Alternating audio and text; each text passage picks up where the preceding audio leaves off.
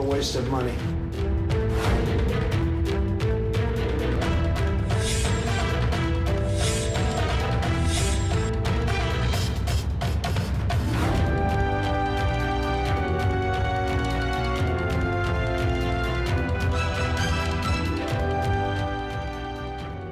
우리 정부가 한일 군사정보보호협정 지소미아 종료를 선언했습니다. 그리고 독도 방어 훈련, 사상 처음으로 이지스함도 투입하고 특전사 병력도 투입했습니다. 일본은 매우 유감이다 이렇게 비판하고 나섰고요. 북한은 이런 상황에서 연일 단거리 발사체를 쏘아 올리고 있고 이것을 놓고서 미국은 트럼프 대통령은 별다른 문제가 되지 않는다라고 이야기를 하고 있는 반면에 아베 일본 총리는 명백한 유엔 대북 제재 결의 위반이다 이렇게 엇갈린 의견을 나타내고 있습니다. 문성묵 한국국가전략연구원 통일전략센터장, 신범철 아산정책연구원 안보통일센터장과 함께 이야기를 나눠보도록 하겠습니다. 어서 오십시오. 네, 안녕하십니까. 안녕하세요. 독도 방어 훈련 한다, 미룬다 이야기가 왔다 갔다 했었는데 결국은 지소미아 종료 선언 직후에 바로 했네요. 예, 그렇습니다. 말씀해 주신 대로 원래 연례적으로 1년에 2번 전반기, 후반기 그렇게 실시가 되어 왔는데 금년에 한일 갈등의 골이 깊어지면서 이 연습 시기를 그동안 저울질을 해왔습니다. 그런데 말씀해 주신 대로 지난주 우리 정부가 지소미아 연장 중단 결정을 내린 직후에 사실 별 예고도 없이 이제 훈련이 시작된 거란 말입니다. 명칭도 바꿨고요. 그다음에 투입되는 전력도 역대 가장 큰 규모입니다. 작년에 대비하면 한 2배 정도 늘어났다고 그러고요. 특히 해군 우리 이지스함이 처음으로 이번에 투입이 됐고 해군 7기동 전단이 함께했습니다.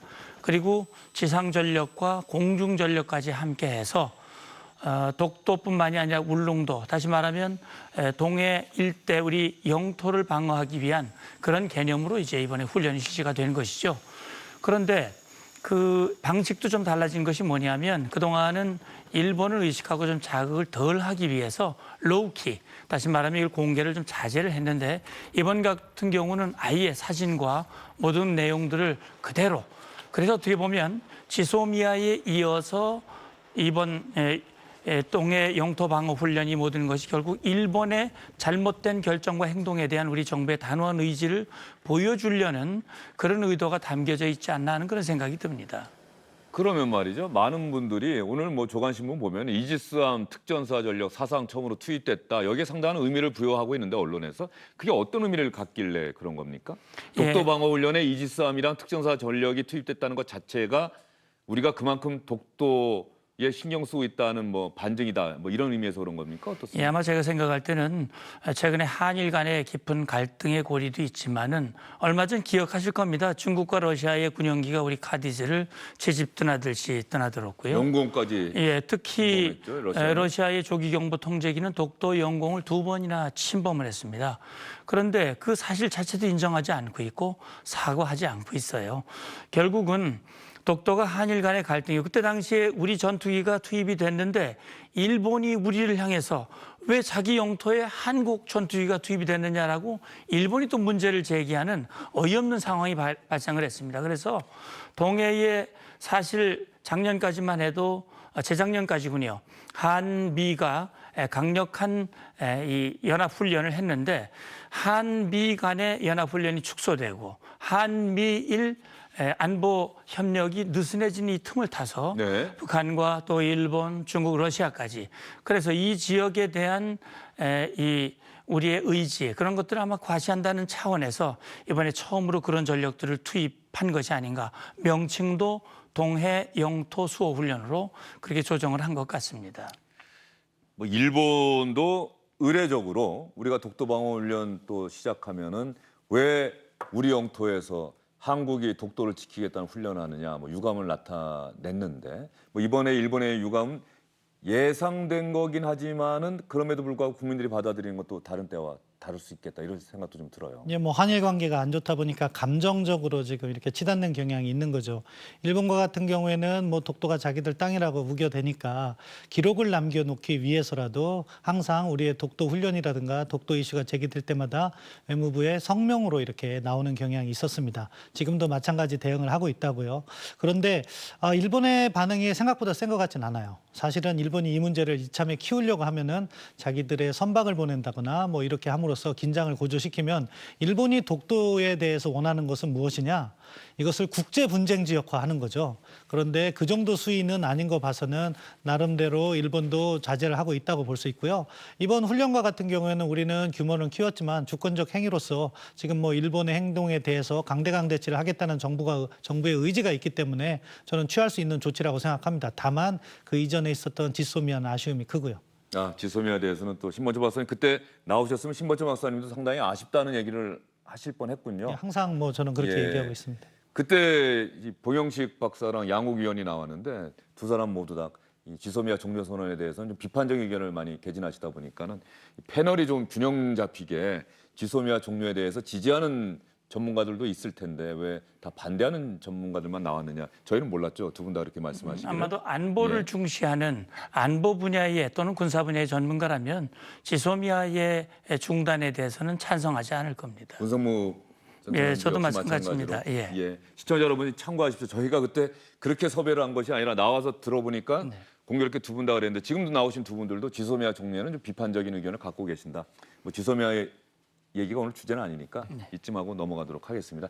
청와대에서는 일단 조금 전에 우리 신범철 박사님 말씀해 주셨는데 독도만을 염두에 둔 훈련은 아니다. 이렇게 이야기를 하고 있는 것도 조금 전에 말씀하신 것과 어떻게 일맥상통할까요? 일본의 입장과? 예, 그렇습니다. 뭐 우리 청와대는 지금 이름도 바꾼 것이 결국 최근에 있었던 정세 변화를 보면은 러시아와 중국이 최초로 연합 공군 비행 훈련을 우리의 카디지에서 했고, 그리고 또 러시아의 정찰기는 문 장군님 말씀하신 것처럼 우리 영공까지 침범을 했기 때문에 보다 큰 규모로서 다양한 목적을 염두에 두고 훈련을 실시했다, 그렇게 평가합니다. 예. 이렇게 우리 정부의 독도 방어 훈련에 강력한 유감을 표시한 일본. 근데 일본 자위대도 대규모 뭐 훈련을 했다 이런 기사들이 나왔어요. 그 훈련의 명칭이 후지 종합 화력 연습입니다. 예. 근데 이건 뭐 연례적인 거예요. 보니까 자료를 찾아보니까 1966년부터 매년 연례적으로 했고 일반에 공개를 했습니다. 우리도 그런 화력 타격 훈련을 합니다. 그래서 이번에 타격 연습에는 뭐 자위대 병력이 2,400명이 투입이 됐고 2만 명의 일반인이 보는 앞에서 이걸 공개를 했다.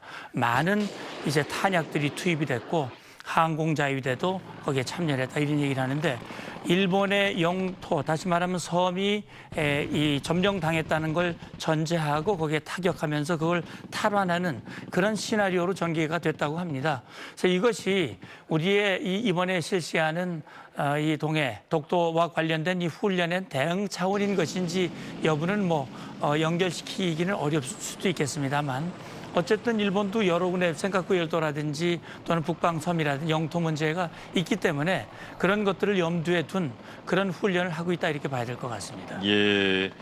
한국이나 일본 모두 정례 훈련인데 공교롭게 시기가 겹쳤다. 네. 뭐 이렇게 볼 수가 있는 겁니까? 예, 그런 생각도 들고 역시 이제 일본도 지금 아베 총리의 목표는 헌법을 개정을 해서 자위대를 공식 군으로 만들고 전쟁할 수 있는 보통 국가로 나가겠다라고 하는 것이 목표고 그런 차원에서 지속적으로 무기 장비를 현대화하고 전력을 늘려가고 또 그것을 훈련을 강화하고 이런 것들을 하는데 역시 일본도 미국과 공고한 동맹을 맺고 있지만 일본 스스로의 역량을 키우기 위한 다시 말하면 중국이라든지 러시아라든지 예. 또 심지어는 한국이나 북한을 의식한 그런 대비를 하고 있다 이렇게 봐야 될 것 같습니다. 지금 문성무 장군님 말씀하신 걸 가만히 들어보면 아베 총리의 기본적인 최종 목표 지점은 결과적으로 헌법 개정을 통한 일본의 정상국가, 즉 군대를 보유해서 전쟁을 할 수도 있는 나라를 만들겠다. 다른 나라들도 그러지 않느냐. 그거라고 하는데 일본 내부에서 거기에 대해서 아베 총리가 잘못하고 있다라고 하는 비판의 목소리는 과연 없는 건지 왜 선거만 되면은 다 아베 총리가 속한 자민당이죠? 자민당이 승리하는 건지 이게 우리는 잘 이해가 안 되는데 지금 일본 내에서는 그런 기류가 더 그런 많은 이유가 겁니까? 강하죠. 사실은 뭐 우리도 선거를 할 때 경제냐 안보냐 이런 부분을 고민하게 돼 있는데 일본 경제가 아베 총리 이후에 상당히 좋아진 것은 사실입니다. 그런 부분이 결국 아베 총리의 정치적 기반이고요. 일본 정당 분포를 보면은 자민당과 연합하고 있는 정당조차도 이렇게 헌법 개헌은 별로 원하지 않고 있어요. 공명당 같은 경우에도 헌법 개정은 반대하고 있기 때문에 현실적으로 불가능하고 네. 내부 여론조사를 보더라도 뭐 한 36%에서 40%밖에 헌법 개정을 지지하지 않기 때문에 소수인 거죠. 이번에 뭐 자민당 내에서도 이시바 시게루 전 뭐 방위성 장관이었습니다. 그런데 아베 총리의 대척점에 있는 사람인데 그 안에서도 문제가 있다고 생각하는 거죠. 오히려 저런 사람들이 어떻게 일본을 이끌어가야지 사실 한인 관계에도 훨씬 더 바람직하다고 생각하는데 아무튼 내부에서도 저런 목소리가 나오고 있습니다. 그것이 사실 한일 관계에 어떻게 보면은 기회 요인이라고 생각합니다. 우리도 그러니까 일본하고 접근할 때 이 문제를 단기적인 감정적인 문제가 아니라 보다 장기적이고 또 일본 내의 다양한 목소리에 호소하는 그런 접근을 할 때 근본적으로 풀어갈 수 있다. 지금 아베 정부하고는 어느 정도 한계를 가지고 있다는 점은 우리 정부도 알면서 접근해야 된다고 생각합니다. 그러면 지금 사실 지금 이 상황에서 국민들이 답답한 것은 우리 정부가 일본 정부의 먼저 도발 행위에 대해서 도발이죠, 명백하게 우리 입장에서 보면은. 그래서 정면 대응하고 있어서 결과적으로 한일 군사정보보호협정도 종료하는 그런 선택을 했고요. 그런데 궁극적으로 이런 갈등 상태가 계속 갈 것이냐, 아니면 풀어가기 위해서 뭘 할 것이냐, 한국이 또는 일본이 또 두 나라가 동시에 모레가 화이트리스트 우리나라 배제하는 실질적으로 발효되는 시점이라고 하지 않습니까? 그때까지 우리는 사실 시간이 있었기 때문에 일본의 변화를 기대했던 건데 지금 상황에서 어떤 상황 변화를 우리가 기대할 수 있을까요? 아니면 뭐 아베 총리 임기 동안 이거 계속 가는 겁니까? 어떻습니까? 뭐 아베 총리 임기 내에 다 계속해서 간다고 보진 않습니다. 일본도 변화하는 상황을 수용해야 될 필요가 있고요. 다만 28일 백색 국가 제정 제외는 계속 할 것 같아요. 왜냐하면 일본으로서 명분이 생겼죠. 한국이 지소미아를 파기했다. 그러니까 한국과 일본의 지금 외교 게임은 결국 누구를 끌어들이냐가 가장 중요하는데 미국을 끌어들이면서 상대국의 압박을 가하는 것이 가장 효율적인 방법인 거죠. 왜냐하면 한국이나 일본이나 모두 대척점에 서서 상대에게 어떻게 보면 외교적 고통을 가하려는 그런 수순이기 때문에 누가 우리 편이 돼줄까? 국제 여론 일반적으로는 저희가 유리하다고 생각합니다. 그렇지만 일본에게 직접 압박을 가할 수 있는 나라는 오로지 미국뿐인 거죠. 일본도 마찬가지라고 생각하고요. 그런데 이제 지소미아 결정은 미국을 일본 편에 서게 하는 잘못된 접근인데 이거를 우리가 이제 돌려놔야 되는 과제를 안고 있다고 생각합니다. 그 첫 출발점은 무엇이냐? 결국 이 문제, 일본의 부당한 경제 제재의 대척점에 있는 어떻게 보면 강제징용 문제, 우리 국내법적으로는 합법적이고 정당하지만 65년 청구권 협정을 깨지 않는다면 일본에 대해서 어느 정도 답을 줘야 되는 과제가 있어요. 이거를 우리 나름대로 안을 만들어서 먼저 미국을 설득해야 된다고 생각합니다. 그럼 거기에 대해서 한미 간의 공감이 형성되면 미국이 이제 일본을 압박하기 시작할 거예요. 이 상황을 더 악화시키지 말기 위해서 일본이 교섭에 임하라. 그럼 그것이 이제 풀어가는 첫 출발점이 되는 거죠. 거기서부터 시작해서 일본의 경제 제재를 이렇게 이제 막고 그 다음 단계라면은 사실 11월 23일 그날 기점으로 지소미아가 종료되는 거기 때문에 그 전까지는 철회라는 방법이 또 있기 때문에 우리가 외교적 기회를 닫아 놓아서는 안 된다고 생각합니다. 그러기 위해서는 또 일본에서 합당한 또 대답을 그렇죠. 내놔야 합당한 한다는 대답을 전제가 내놔야죠. 있겠죠. 그리고 그걸 하기 위해서 미국을 통해서 일본을 압박해야 되고 아베 총리가 어쩔 수 없이 대화에 임하도록 만들어야 됩니다. 문성문 장관님 어떻게 보십니까? 예, 결국 지금 미국도 그런 얘기를 했습니다. 우리 정부 결정에 대해서 우려된다, 실망스럽다라는 얘기와 함께 한국과 일본이 옳은 방향으로 협의해서 해결하길 바란다 이런 얘기를 했거든요. 그러니까 미국도 우리가 이렇게 뭐 지소미아를 더 이상 연장하지 않겠다라고 결정을 하고 일본에 통보한다고 하더라도 아직은 시간이 남아있기 때문에 조정할 수 있는 여지가 충분히 있거든요. 그렇다면 그 안에 우리 신 박사님 말씀해 주신 대로 지금 현재 근본적으로 65년 청구권 협정이 우리 국민의 다시 말하면 강제징용 당한 분들에 대한 권리를 제약하느냐 제약하지 않느냐 이런 부분이고 그 문제를 해결하는 데 있어서 한국과 일본 각각 어떤 정도의 책임을 갖느냐 하는 부분인데 거기서 좀 차이가 나는데 이 부분에 대해서 우리가 합당한 그런 안을 가지고 말씀하신 대로 미국을 설득을 하고 일본을 종용하고 그렇게 해서 접점이 마련이 된다면 지금 경제 문제가 안보 문제를 비화가 있는데 이걸 조절을 해서 사실 안보를 정상화하고 또 경제를 정상화하고 그런 어떤 지혜와 노력이 지금 필요한 그런 상황이라고 볼 수 있습니다. 예, 지금 현재 상황을 해결해 나가기 위해서는 결과적으로 우리도 동맹이고 일본도 동맹인 미국을 과연 어느 쪽이 더 설득을 해서 우리 편으로 만드느냐, 또 상대를 압박하도록 만드느냐, 이게 상당히 중요하다고 아까 말씀해 주셨는데, 조금 전에 밑그림 보면 말이죠. 아베 일본 총리와 트럼프 대통령은 이런 상황에서 지금 만났어요. 만난 장소가 유럽이죠. G7, 예, 그렇습니다. 프랑스에서 열리는 G7 정상회의에서 예. 만나고 있는 거죠. 이 정상회의 자리에서 트럼프 대통령과 아베 일본 총리 대단히 친하다라고 하는 것을 다시 한번 보여줬다라고 하는 건데, 그림을 보면서 저희가 좀 이야기를 이어가도록 하겠습니다. 트럼프 대통령이 이 자리에서 북한에 계속되고 있는 단거리 발사체 발사에 대해서 별 문제 안 된다, 뭐 이런 생각을 밝혔다면서요? 합의 위반이 아니라고 이야기했습니다. 아마 그 합의는 정상회담에서 김정은 위원장과 이야기를 했을 때 장거리 미사일은 발사하지 않겠다는 이야기를 들은 것 같아요. 그러니까 단거리 미사일 발사하는 것은 합의 위반은 아니다, 이 점을 강조하는 거고요. 반대로 뭐 아베 총리는 유엔 안전보장이사의 결의안에 기초해서 유엔 안보리 결의의 위반이다, 이렇게 얘기해서 이견을 보여줬는데, 지금 트럼프 대통령의 대북 전략이라는 것이 가능하면 북한을 자극하지 않고 실무 협상을 통해서 어느 정도 이 문제를 봉합시켜 놔야지 자신의 대선에 유리하다는 국내 정치적 셈법을 하고 있는 것 같습니다. 동시에 또 연합군사훈련과 관련해서는 돈이 많이 들어가는 훈련, 이건 역시 북한과의 정상회담 과정에서 트럼프 대통령이 유사한 발언을 한 것 같아요. 반복적으로 이렇게 이야기를 하는 걸 봐서는 그 정도 수준에서 지금 북한 문제를 끌고 가려는 것이 아닐까. 한편에서는 우리의 입장에서는 상당히 우려되는 측면이 있습니다. 그러면 트럼프 미국 대통령 이야기를 들어본 다음에 문성무 장군님께 예. 그때 질문을 드리도록 하겠습니다. 트럼프 미국 대통령이 어떤 이야기하는지 한번 직접 들어보시죠. I'm not happy about it, but again, he's not in violation of an agreement. He was upset that South Korea was doing the war games. I think it's a total waste of money. 바로 저 이야기인데요. 저 이야기 중에 특히 눈에 들어오는 대목이 한미연합군사훈련은 돈 낭비일 뿐이다라고 하는 이 이야기는 사실 우리 입장에서 대단히 걱정스러운 얘기가 아닐 수가 없어요. 저 얘기를 자꾸 하고 있어요. 네, 저 얘기가 처음 한 건 아닙니다. 뭐 예. 이 선거 유세, 다시 말해 대통령 선거 과정에서도 여러 차례 유사한 얘기를 했고, 특히 작년 6월 10일 싱가포르 미국 정상회담 직후에 기자회견에서 또 저 얘기를 했습니다. 돈이 너무 많이 들어간다, 자기는 싫다, 이런 얘기를 했는데, 저는 그런 얘기를 들으면서 이 트럼프 대통령이 과연 우리의 동맹국 대통령이 맞는가?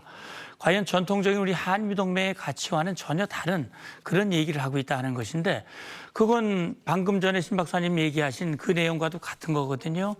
단거리 미사일은 뭐 그건 누구나 어떤 나라나 다 하는 일이고, 마치 트럼프 대통령이 면죄부를 주는 것과 같은 그런 발언을 했고, 트럼프 대통령의 그런 발언을 북한이 그대로 인용을 해서 지금 대남 비방 선전에 그대로 얘기를 하고 있습니다. 그러니까 아베 수상은 그 단거리 미사일은 사실 한국과 일본에게 직접적인 위협을 주는 것인데, 미국은 동맹국인 한국과 일본을 생각하지 않고 오히려 북한에게 북한을 두둔하는 발언을 하는 것은 미국의 이익만 중요하지 동맹국의 위협은 그리 중요하지 않다라고 하는 그런 방식으로 얘기하는 것이 과거와는 전혀 다른 상황이다.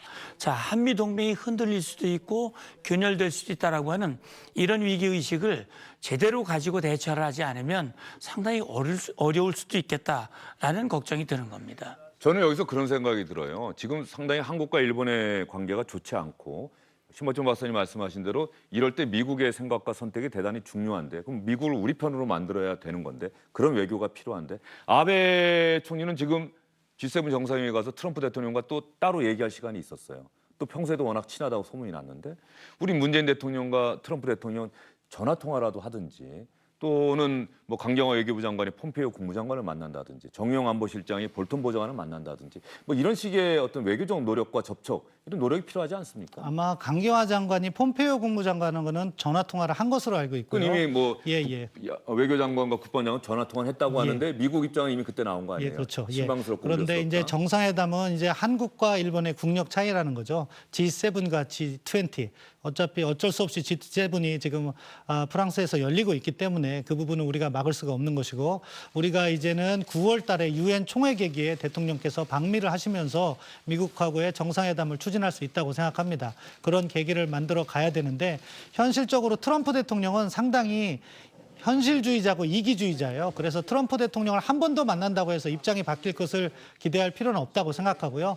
오히려 이런 상황은 합리적인 대안을 가지고 미국 국무부라든가 국방부를 더 적극적으로 설득하는 게 현 단계에서는 효과적이다. 왜? 트럼프 대통령은 한 번, 두 번 정도의 만남으로서 입장을 바꾸기보다는 오히려 자기의 입장을 강요할 가능성이 있기 때문에요. 이 부분은 우리가 단기적으로는 어려움이 있다는 것을 알고 결정했어야 되고 그런 결정을 했으면 그러한 어려움은 무릅쓰고 나가야 된다고 생각합니다. 최근에는 또 애플 최고 경영자 만나서 삼성이 왜 관세 혜택 보느냐 이건 우리한테 불리하다라고 하니까 삼성 이야기를 또한 이틀 연속 했던 기억도 나요. 철저하게 경제 위주, 돈 위주로 트럼프 대통령 사고하고 있고 그런 측면에서 한미연합 군사훈련 돈 낭비일 뿐이다라고 하는 트럼프 대통령의 이야기가 우리의 방위비 분담 증가로 귀결되지 않을까 하는 그런 걱정들을 많이들 하고 계시는데 말이죠. 트럼프 미국 대통령의 이런 이야기 또 미국 정부의 우리 쥐소미아 종료 선언에 대한 우려 미국 국무부 대변인이 오늘 아침에도 우리 시각으로 오늘 아침에도 또 비슷한 얘기를 했다고 하는데 이 내용을 말씀을 드릴게요. 한국 정부가 지소미아 종료한 것에 대해서 미국 정부는 깊이 실망하고 우려한다. 이것은 한국 방어를 더욱 어렵게 만들고 미군에 대한 위험을 증가시킬 것이다. 미국 정부의 태도와 생각은 분명하게 드러났다 이렇게 볼 수가 있겠네요. 네, 뭐 지소미아 종료에 대한 불만을 표현하는 것이고 저 두 번째 단락을 보시면은 뭐 한국 방위를 복잡하게 만들고 미군을 위험에 처하게 한다는 것은 그렇게 하지 않기 위해서 한국이 가능하면은 그 종료 조치를 철회할 것을 요구하고 있다고 봅니다. 그렇기 때문에 아직 우리가 시간을 남겨두고 있기 때문에 그것을 잘 활용해서 이것도 역시 미국을 통해서 일본을 압박할 수 있는 하나의 카드가 되기 때문에 그렇게 하지 않기 위해서는 일본이 이제 교섭에 보다 적극적으로 임하게 만들어달라 역으로 우리가 제안을 할 수 있고 외교적 기회는 열려있다 저는 그렇게 평가합니다. 미국 정부의 이런 태도가 조금 의아스러운 건 말이죠. 트럼프 미국 대통령은 지소미아 종료 선언에 대해서 특별하게 입장을 발표하지 않고 나와 문재인 대통령은 사이가 아주 좋다. 한국에 무슨 일이 일어날지 한번 두고 보자. 좀 유보적이고 신중한 입장을 보였는데 미국 정부 특히 국무부에서는 계속해서 실망과 우려를 계속해서 나타내고 있다. 아마도 트럼프 대통령이 보는 관점과 국무부나 국방부 또 장관이나 실무자들이 보는 관점 이런 것들이 좀 다르기 때문에 반응이 좀 다를 수도 있는데 저는 지금 두 번째 문장 신 박사님이 얘기하신 그 두 번째 문장 다시 말하면 한국 방어를 어렵게 만들 수 있고 미군을 위험하게 만들 수 있다라고 하는 이 표현 사실 한반도 유사시에 일본에는 유엔사 후방 기지가 존재하고 있습니다. 그래서 유사시에 전력을 제공하는 그 역할을 하고 있어요. 그래서 만약에 한국에서 어려운 상황 그런 사태가 발생했을 때 이 지소미아라고 하는 것은 유용한 정보를 제공하는 이 교환하는 통로가 되는 것인데 이것이 막혀버리면 결국은 한국 방어에 부정적인 영향이 생길 수 있고 그것은 연장선으로 한국에 주둔하고 있는 미군을 위험하게 만들 수 있기 때문에 그런 것들을 종합적으로 고려해서 좀 신중하게 다시금 판단해봐라 라고 하는 이야기를 에둘러서 말하는 것으로 생각을 합니다. 예. 또 지소미아 종료 선언의 배경 이런 것들을 우리가 미국 정부 상대로 적극적으로 설득을 하고 납득을 시켜야 되겠네요. 동의를 얻기 위해서는. 예, 그렇게 생각합니다. 정말로 이게 우리가 이걸 끝내자라고 하는 목적이 아니라 이 원인이 그 발단이 일본으로부터 온 것이다라고 하는 걸 좀 알아달라. 예. 그리고 우리는 이런 모든 상황들이 해결된다면 지소미아 얼마든지 연장할 수 있다. 이렇게 미국 정부 설득해야 지금 되는 겁니까? 현실적으로는 그 카드가 우리가 가진 최강의 카드가 아닐까 싶습니다. 그걸 통해서 미국을 설득해내는 것이 이 문제를 더 이상 악화시키지 않고 지혜롭게 풀어가는 방법이라고 생각합니다. 이렇게 우리가 일본과의 경제 전쟁, 경제 갈등, 일본의 도발을 계기로 해서 상당히 상황이 안 좋은데 미국은 우리 정부에 대해서 계속해서 우려를 나타내고 있습니다. 실망스럽다는 얘기도 하고 있고요.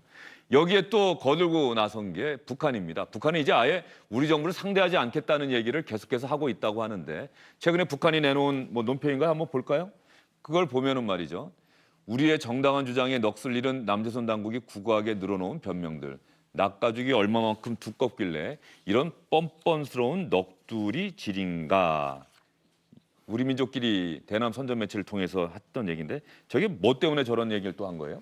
예, 결국은 지금 한미연합훈련이라는 북한이 이제 최근에 문제를 삼은 것이 한미연합 연습에 대한 내용, 그다음 우리 F-35라든지 우리의 신형 장비를 도입하는 문제를 가지고 남북 정상회담 선언에 위배된다, 군사 합의를 위반하는 것이다 이런 식으로 하면서 우리를 마주 앉을 대상으로 생각하지 않는다, 안 만나겠다 이런 얘기를 했는데 사실 저렇게 선전 매체를 통해서 하는 얘기에 뭐 우리가 일희일비하거나 거기에 직접적인 반응을 할 이유는 없는데 저는 북한이 저런 입에 담기도 어려운 험담을 이렇게 계속 뱉어내는 것은 우리 정부에 대한 강한 불만, 특히 김정은 위원장이 굉장히 화가 나고 약이 올라 있다. 그걸 굉장히 다급해 있다라고 하는 것을 간접적으로 표명하고 있다.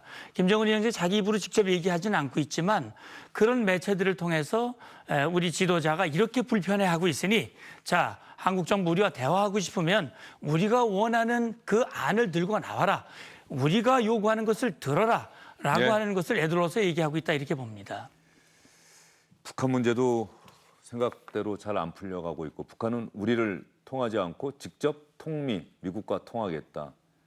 우리가 할 수 있는 게 있을까요? 북한이 저렇게 자꾸 저렇게 얘기하는데? 이럴 때일수록 한미 공조를 강화해서 한국을 무시하고는 자신들이 원하는 미국과 대화할 수 없는 여건을 만들어야죠.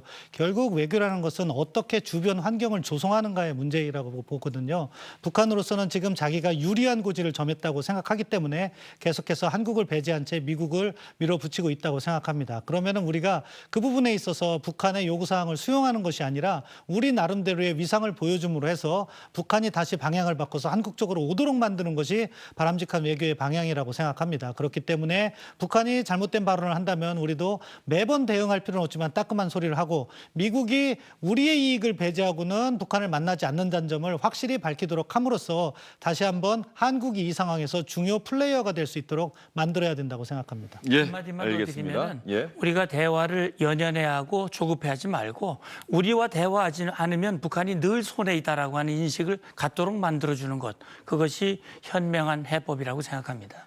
그리고 우리가 처한 냉엄한 현실은 미국이 우리에게 가장 중요한 동맹이다. 일본과의 문제, 북한과의 문제를 해결하기 위해서라도 미국의 동의와 협조가 필요한 상황이다. 그러기 위해서 대한민국 정부는 과연 무엇을 해야 할 것인가?